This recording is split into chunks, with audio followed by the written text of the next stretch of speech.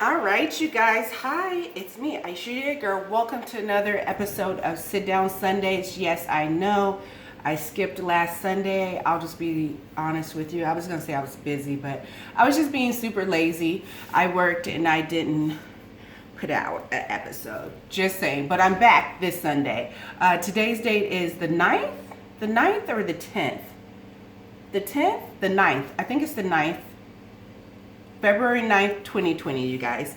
Hi. What are we going to be talking about today? We're going to be talking about taxes and opportunities. Now, you guys know that I am not a tax advisor and I'm not a financial advisor, but I'm just going to walk you through some scenarios and some stories that boggle my mind every year. So, and I'll tell you a little bit about myself. So, I haven't received taxes in years, almost, I'll just say a decade. That's my own fault. I won't go into details for that. I have not filed my taxes for this year. I know a lot of people every year, they rush to do their taxes so they can get that money back, which is, their right or whatever. But what always boggles my mind is people that, and I'm going to be a little controversial, so let me use my catchphrase, which is, can I be bold with you guys? I hope you said yes, because I'm going to do it anyway, just saying. So when people get their taxes back, and once again, let me just reiterate, it's your money. You can do exactly what you want with your money. I'm not going to trip off that. But for a person like myself that doesn't get taxes back, like say, for example, and doesn't apply to me as of yet, being in a tax bracket that is so high where you don't get taxes back. But yeah, I'm talking about like the people, and this is me being bold, that have like multiple children, and then they get something between $5,000 to $6,000, $7,000, sometimes $10,000 back. It just boggles my mind how quickly they can go through that money. Do you guys see my cat in the background? Oh my God, that is Peaches. I'm not even gonna stop the video. We're gonna let her do her thing. Peaches, get down. She's not gonna get down unless I go for it. Anyways, so we're gonna continue this video. She got down. So here's the thing. It boggles my mind that people get back all this money. And the catchphrase, this is so hilarious. Me and a girlfriend of mine, back in the day, we used to work together. We were co-workers, really tight friends.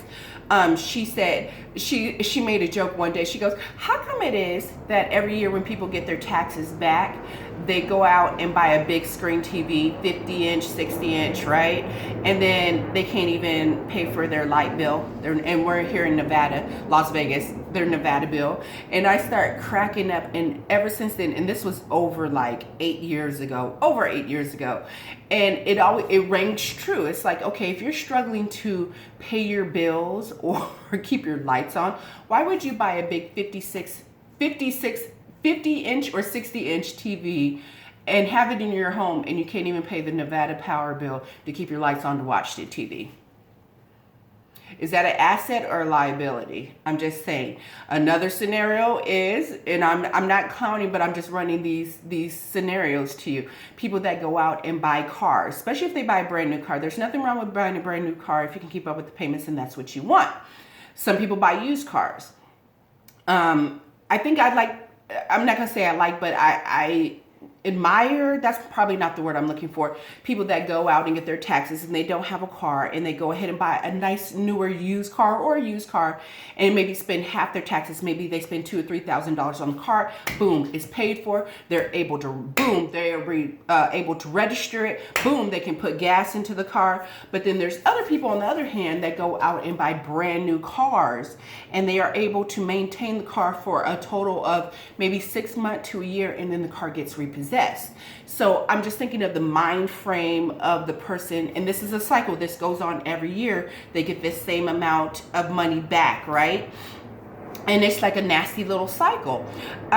This leads me to a story that I saw just fairly, maybe it was last year, and this gentleman was talking about basically, people that get their taxes back. So for example, say you have a friend, right?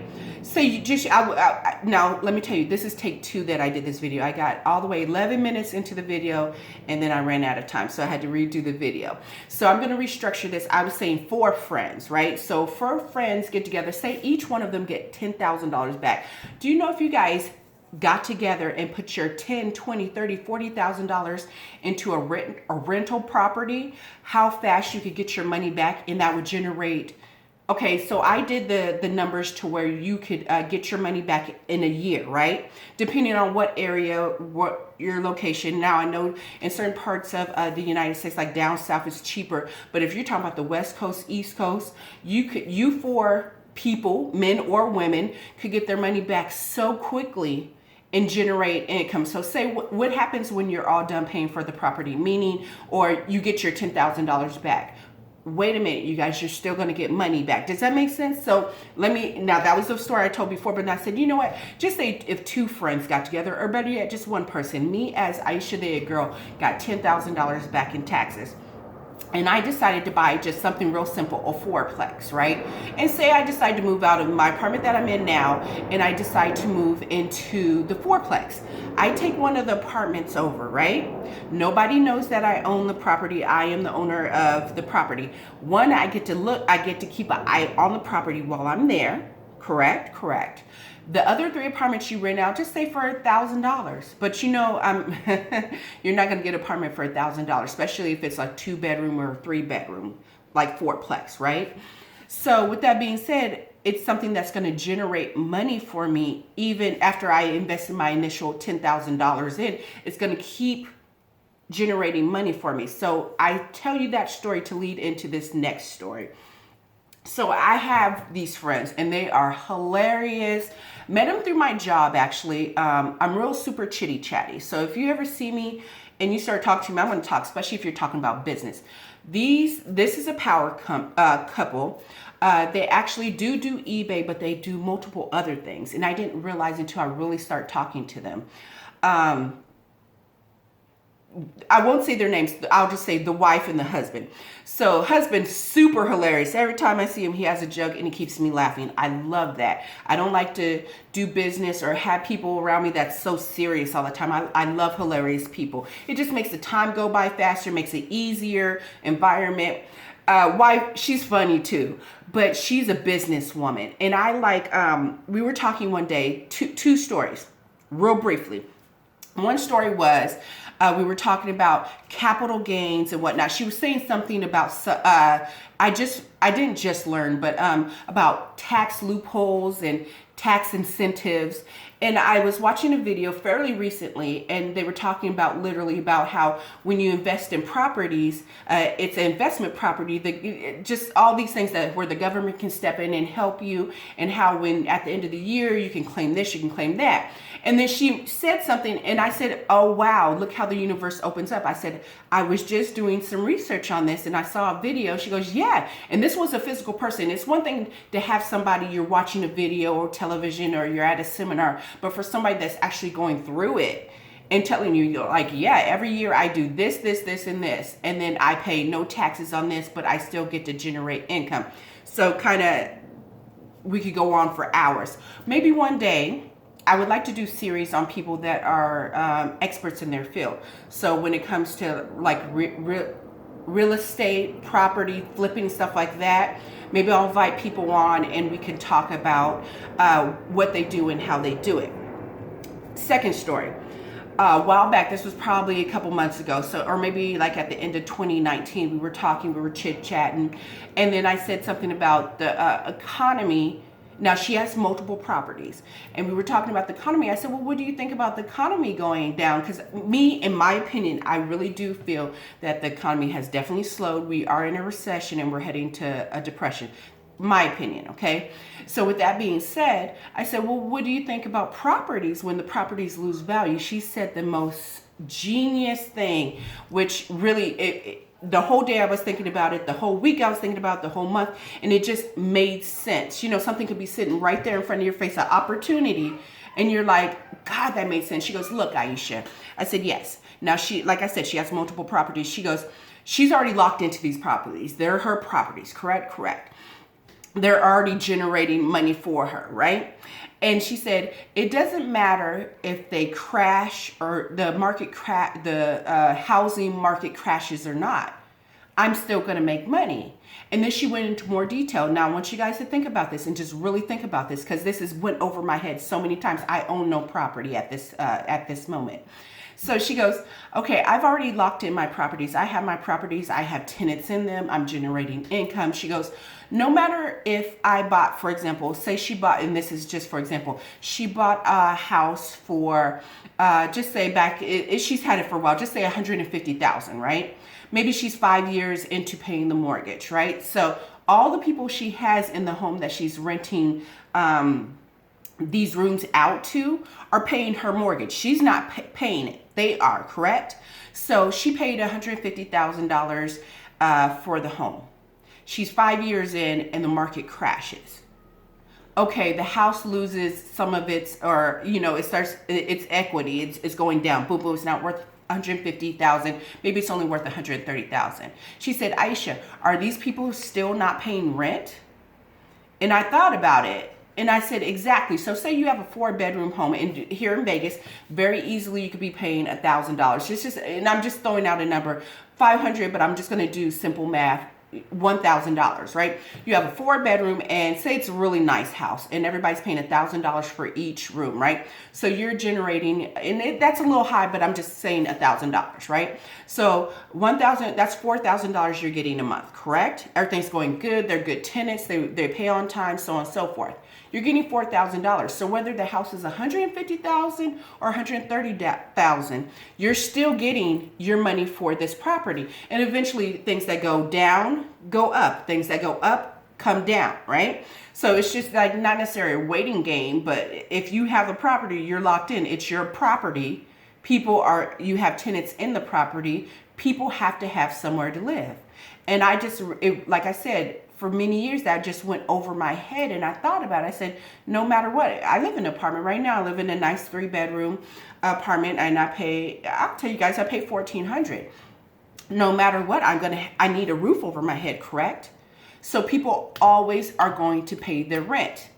They're always going to pay their rent. So I thought about that. She goes, whether the home loses value or not, I'm still going to be generating that income. I was like, man, what am I doing with my life?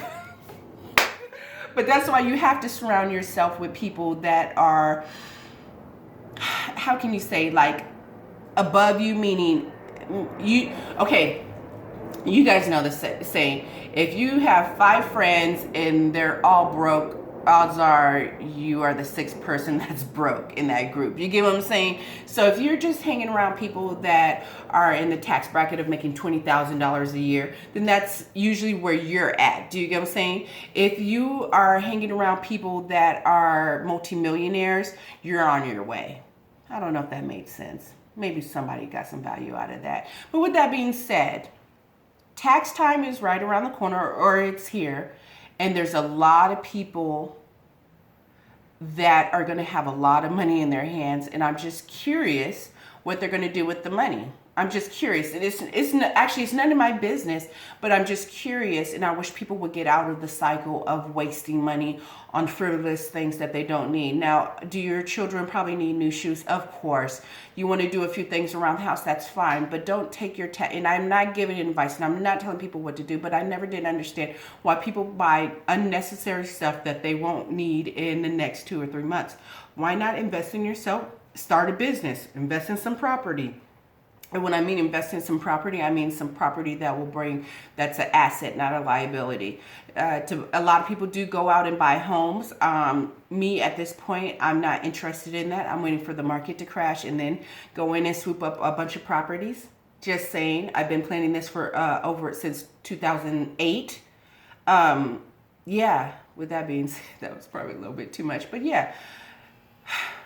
Leave a comment down below, you guys. What are you going to do with your taxes? You don't have to tell me, but I'm just saying, are you starting a business? It seems like a lot of people that I'm meeting right now are starting businesses, and I love it. I love to see people succeed. I love to see people strive. I am a woman, obviously, but I love to see women out there just doing their thing and generating money and income and creating generational wealth for their children and their children's children and the next children's children and the grandchildren's children. But with that being said, okay, I've rambled enough, you guys. Tax time's coming, opportunities coming. What are you going to do? Are you going to stay in a cycle, or are you going to break out that cycle? All right, you guys, have a great day. If you like this video, give me a thumbs up. If you don't, that's okay. You can give me a thumbs down. Leave a comment down below. If you guys have something that you want me to talk about, go ahead and leave a comment down below. Maybe next Sunday I'll talk about it. All right, you guys. Bye.